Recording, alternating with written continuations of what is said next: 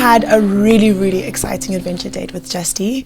We went kayaking on this beautiful channel that goes into the ocean. I had some really important discussions with Justy around spirituality, and I feel like in this day and age it's really just a point of judgment for people to be religious. So being able to just be open and not feel judged with Justy, as I spoke about my relationship with God and nature and just my spirituality in general, it was really just great to also hear his own thoughts, because when I raise kids one day, I want those kids to definitely have a perception of something greater, be it God or a specific religion, doesn't matter. But I was really happy that Justy would be that kind of partner that would be receptive to that. On my jacuzzi date with Gareth, I really had to establish in this part of the journey what my intentions are and what it is that I'm looking for when I leave this journey. And there's no cameras and there's no microphones, and it's just me and my partner.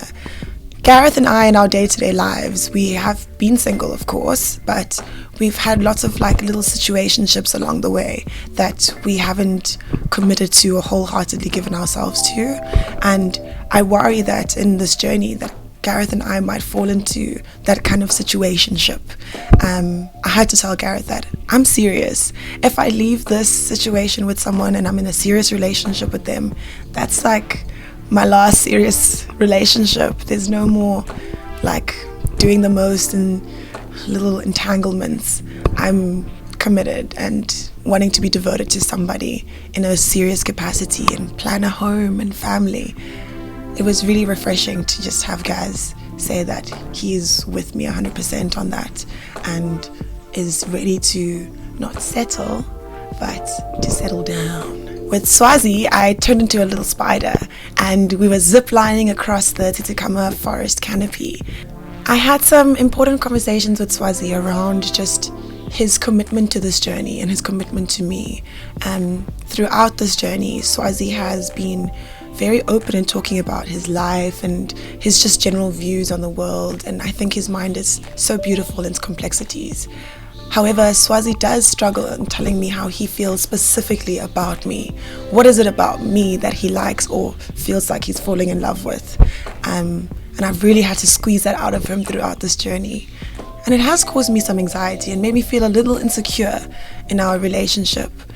Being able to express that to him and have Swazi finally tell me that he's here 100%, that he wants to be with me, was very refreshing. For me, this part of the journey where I have to meet these gentlemen's families is really just something beautiful. I have so much gratitude in my heart and so much just curiosity around who raised these gentlemen to be as magical as they are. And for me, I feel extremely privileged and honored to be allowed to meet their families.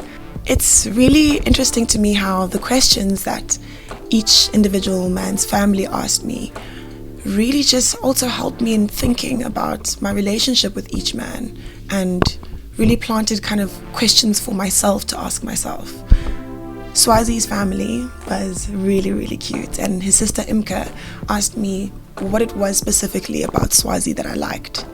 And as I was telling her about the things that I admire in her brother and have really come to love, I realized that Swazi hadn't told me any of the things that he liked about me specifically, not just the energy that I bring or the joy that I ignite in his soul, but what is it about me personally that he liked. So I definitely appreciated Imka's question, because I also just got to talk about how great Swazi was. But I also got to think, this is missing in my relationship with Swazi. Does he know me?